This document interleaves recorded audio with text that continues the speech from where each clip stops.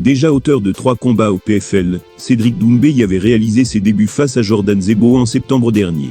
Depuis, il ne cesse de ridiculiser sa victime, et l'a encore fait ces dernières heures. Ce que n'ont pas apprécié bon nombre d'internautes. La plupart des fans se souviennent avant tout de son duel contre Bessangour, dont l'improbable scénario s'était après tout révélé mémorable. Mais avant cela, Cédric Doumbé avait marqué les esprits de façon plus étincelante, en disposant de Jordan Zebo en seulement 9 secondes de combat. Le résultat d'un trash-talking féroce, et qui avait sans doute eu raison des nerfs de son adversaire. Après des semaines passées à s'attaquer verbalement à Zebo, Doumbé avait donc signé une victoire expéditive face à lui, dans la cage du PFL.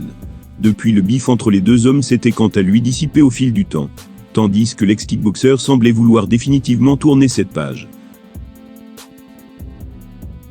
Or, il vient de la rouvrir sur les réseaux sociaux, avec une capture d'écran assassine, pour son jeune homologue. Comme l'atteste cette image, Jordan Zebo a liké sur Instagram une vidéo expliquant les conséquences d'un coup subi à la tête. De quoi amuser son bourreau, qui s'était imposé face à lui 9 mois plus tôt. En l'occurrence grâce à un crochet du gauche en plein visage. Or, le fait que Doumbé remette au goût du jour, cette humiliation vécue par son adversaire, n'a pas forcément été très bien accueillie sur la toile. Certains ont réagi en disant « Je t'aime bien, et je suis toujours dans le train, mais là c'est de la agra gratuite. Tu harcèles un bout qui a 10 ans de moins que toi, en sachant que tu as une notoriété plus importante que lui. Et tu sais que ça engendrera encore plus de harcèlement, la honte. » En s'amusant d'un simple laïc de Jordan Zebo, et en l'affichant publiquement, Cédric Doumbé n'a pas récolté que des éloges. Loin de là, puisque bon nombre d'internautes lui reprochent de cultiver les railleries à l'encontre de son jeune compatriote.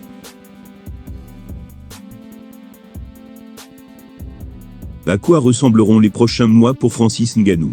Nul ne le sait encore avec exactitude, mais certains combattants sont chauds pour se mesurer à lui. Un triple champion de MMA l'a même défié cash récemment.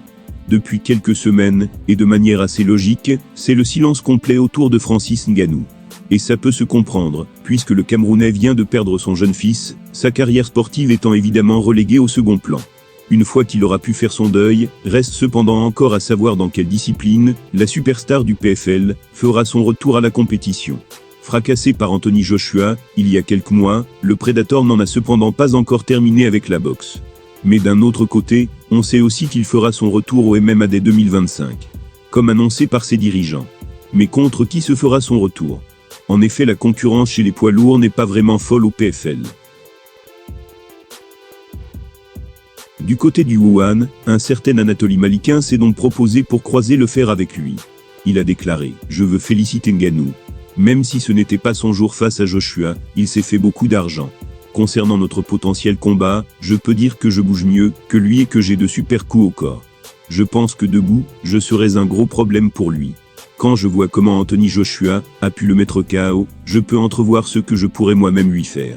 On ne parle clairement pas de n'importe qui, puisque la terreur russe est tout simplement triple champion Wuhan. Un exploit absolument monstrueux. Autrement dit, le challenge serait de taille, et à la hauteur de l'ancien champion des poids lourds à l'UFC. Enfin, en théorie. Interrogé comme Malikin par le site MMA Fighting, le patron de la ligue ne s'est pas du tout montré aussi enthousiaste à ce sujet. Voilà ses mots. Je ne pense pas que ce serait très compétitif. Francis peut vous mettre KO en un coup de poing, un superbe striking, mais il n'est pas au niveau au sol. Je veux dire par là, qu'il n'a qu'un niveau ceinture bleue de jiu-jitsu et pas de lutte. Anatoly le mettrait au tapis en un clin d'œil, je ne pense pas que ce soit compétitif. Pour être franc, et je parle, en tant qu'artiste martial de toujours. Nous savons tous que dans toutes les catégories de poids, la lutte est la seule discipline qui permet de dicter l'endroit où se déroule le combat. Si un lutteur veut rester debout, il le fait. S'ils veulent vous mettre à terre, ils vous mettront à terre. En particulier un lutteur de classe mondiale, un lutteur de l'équipe nationale russe comme Anatoly Malikin, qui pour affronter Francis Ngannou à son retour dans l'octogone. Si ses patrons Wuhan ne verraient pas ça d'un bon œil, Anatoly Malikin pense que ce serait une bonne idée que d'affronter le Predator. Un choc entre les deux colosses vaudrait en tout cas le détour, si l'on considère leurs CV respectifs.